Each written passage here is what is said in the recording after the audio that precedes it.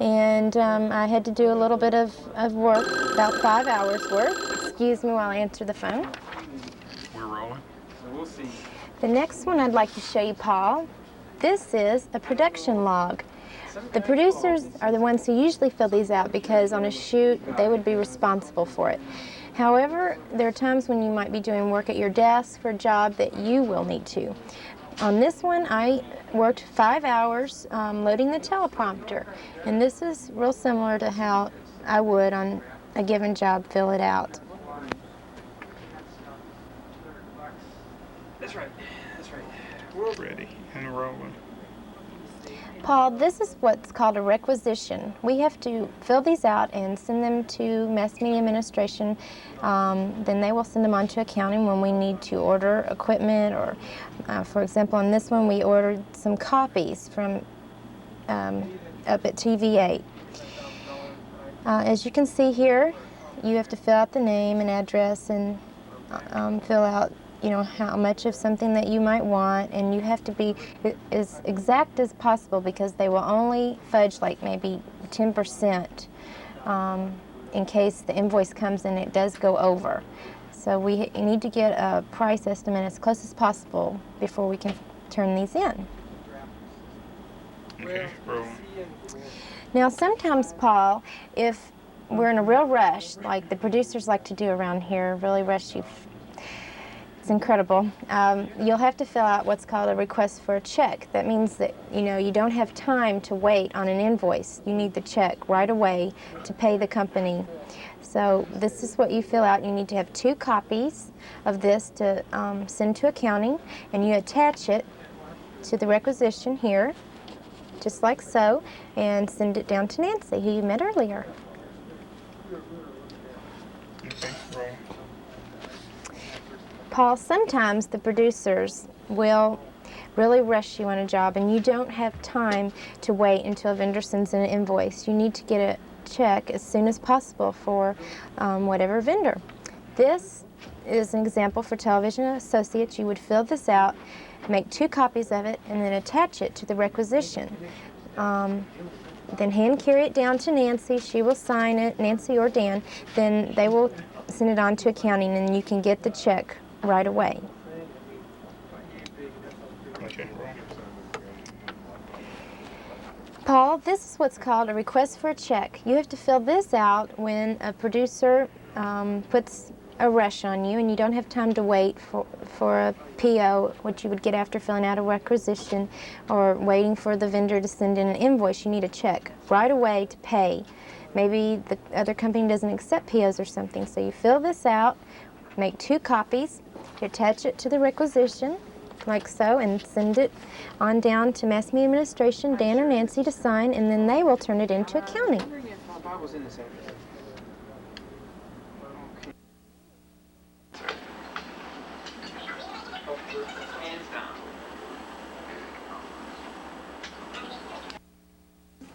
Five, 4, 3, 2. Well, Paul, here we are again. I'd like to welcome you to our client room. This is where the producers and the clients do a lot of brainstorming and begin to conceptualize their projects that they're working on. The purpose of this part of the video is to give you a clear picture of what your role will be when you arrive here. And first of all, I'd like to tell you more specifically some of your responsibilities. First of all, you'll be in charge of accounts receivables and accounts payables, project tracking, proposal, bids, contracts, and budgets, production including dubs, marketing, sales, financial processing, and financial overseer. You'll handle all the petty cash and be in charge of our legal responsibilities.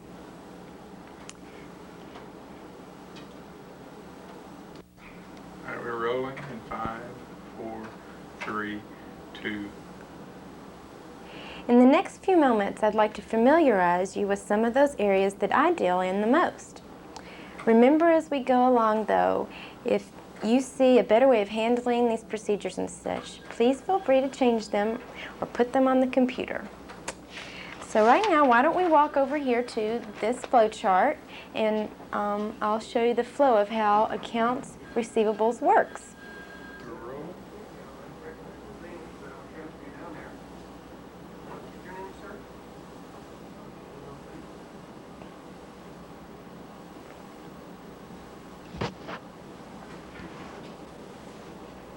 Okay. All right, as you see, we're starting with accounts receivables here. A typical day that you might have is in the morning you'll get a phone call. And after you finish talking to this person, you'll take all the information down and you'll have to decide whether it's a quick dub or it should go into the production area, which would be pre-production, production, or post-production. Okay. Now, step in. Okay. Here on the flow chart, start over the floor chart. Again. Paul, here on the flow chart, we start with accounts receivables. On a typical day, you'll get phone calls or people coming by that would like to have us do some work for them. Let's say, for example, you get a phone call. As you're talking to the person on the phone, you'll need to determine whether what they want is a quick dub, which would be making a copy of a tape, or if you'll need to direct it over into production, which would be a much larger job, which could entail pre-production, production, or post-production. One of the three or all three. Rolling. Or you'll have to determine if it needs to go to production. Pre-production, production, or post-production. It could entail all three or just one of the three jobs. Now. All right. Say, Paul, that after talking to this person, you decide that all they want is to get a copy of a tape made. The first thing you'll do is you'll fill out a work order.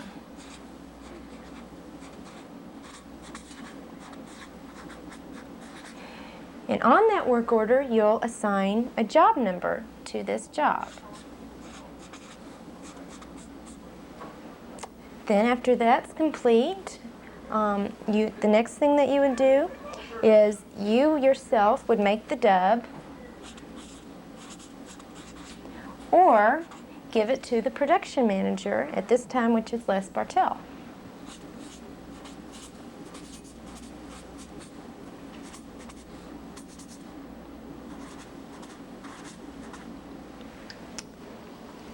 Then when the dub is complete, you will take the work order that has been filled out about how long the piece was. You will file it in monthly dubs.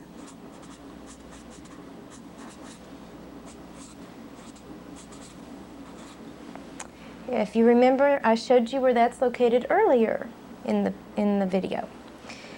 Then, before the 22nd of the month,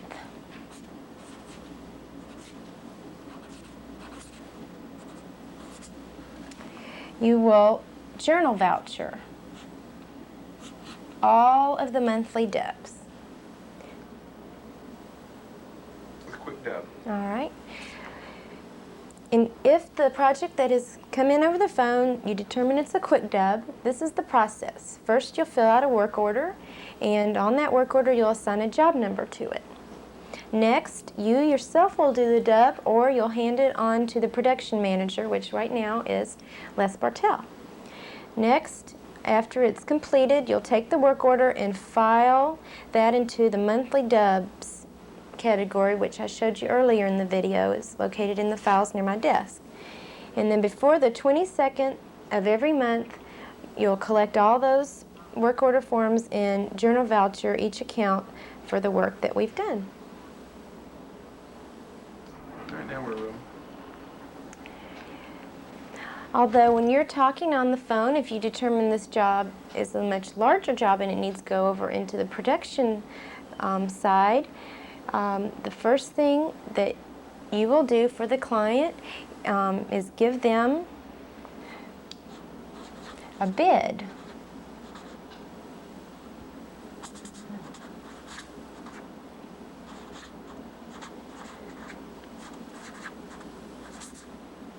Although sometimes, if you might not be available, then the department manager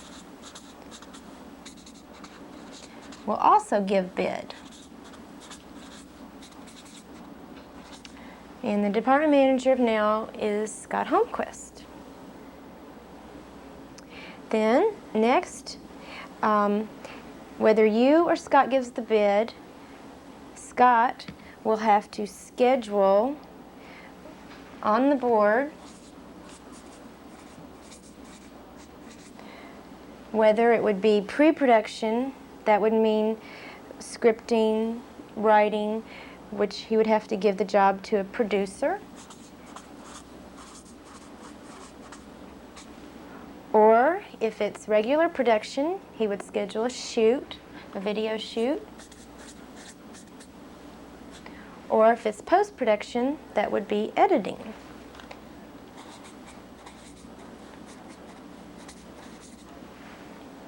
Then after the job is scheduled, it'll go back over to you, Paul, and a contract will need to be drawn up.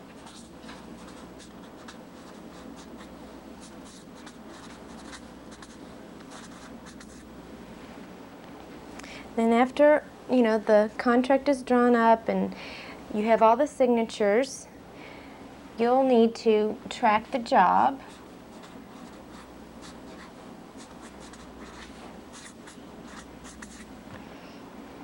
And last but not least, by the 22nd of the month, if the job is complete by then,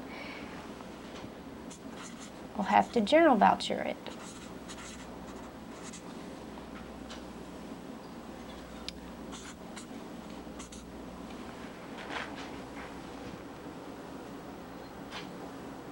Phone call.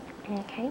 The reason why I started with phone call here, Paul, is because most of our jobs do come in by the phone just because of our location and things. So when you're talking to this person on the phone, if you determine that it's production, then the first thing that will need to be done is there will need to be a bid given for the job, how much it'll cost.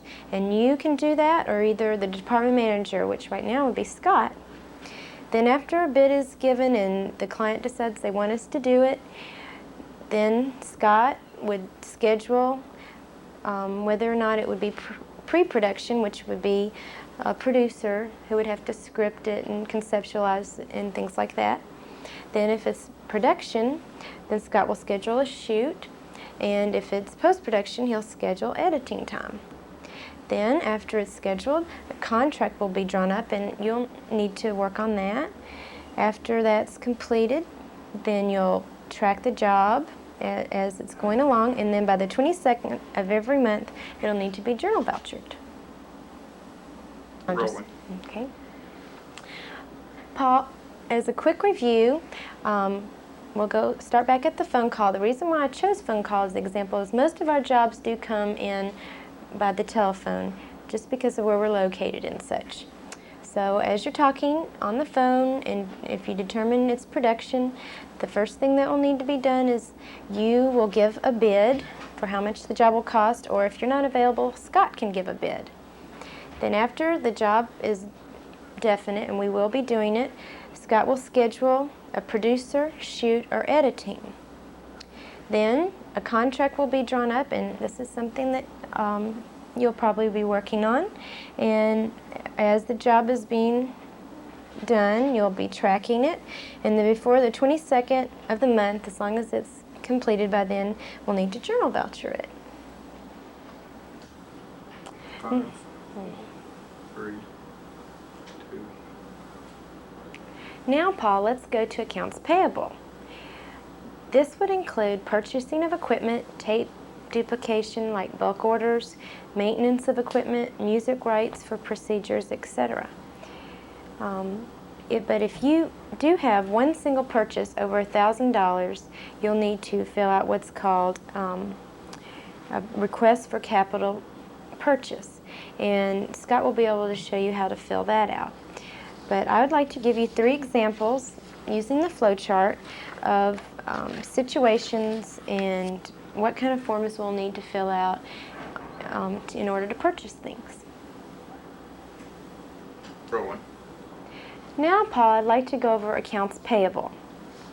Some things which accounts payable includes are purchasing equipment, tape duplication like bulk orders, maintenance of equipment, music rights that producers would need, etc., etc. Okay. Rolling. Okay. Now, Paul, let's go over accounts payable. Some things that accounts payable would include would be purchasing of equipment, tape duplication like bulk orders, maintenance of equipment, and music rights that producers need. However, sometimes we do have a need to purchase one single item over $1,000. In that case, you would fill out what's called a request for capital purchase. And Scott or the manager should be able to show you how to fill that form out. But let's go over to the flow chart and I'll give you 3 examples that we mostly use here in the video department. Okay. It's rolling.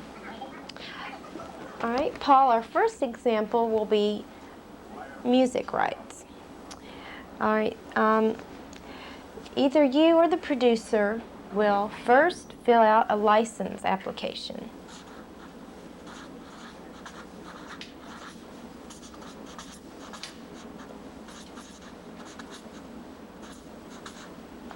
Then after that is complete, you'll put along with the application a headquarters routing slip.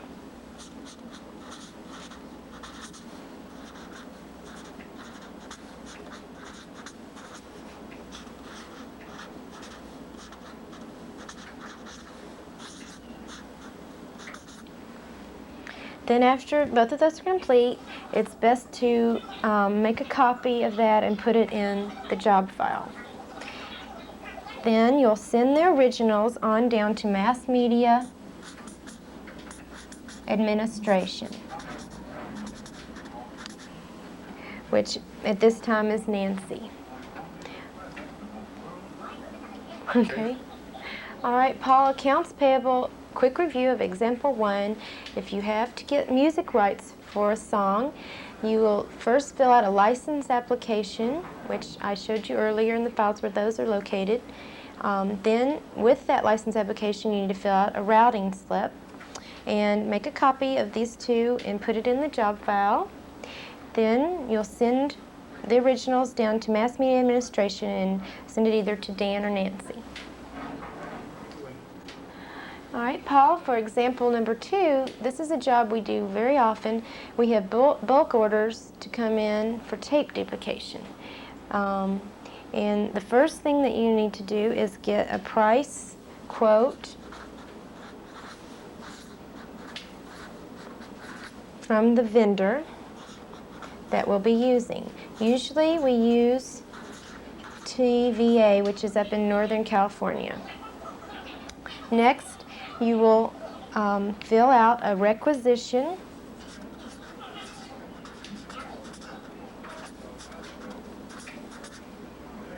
and then maybe a request for check. The requisition is fine unless you're in a big hurry, and then you'll need to also fill out a request for check. Then, after it's gone through the accounting system, you've sent it on down to Nancy for approval, you will call the vendor back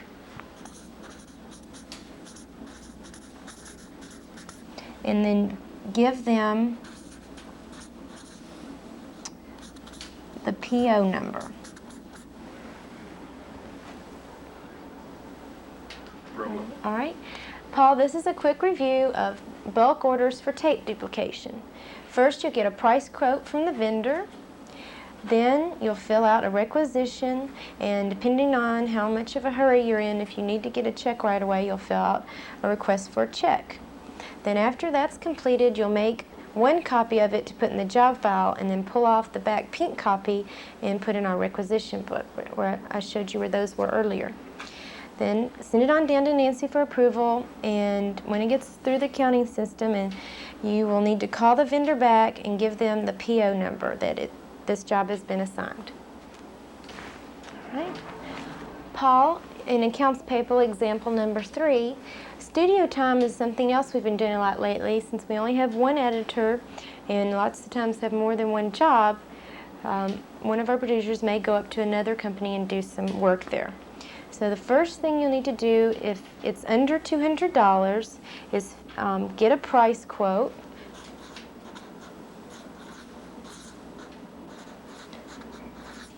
From the company, and on the small dollar purchase order you can actually give the number that's on it to the vendor.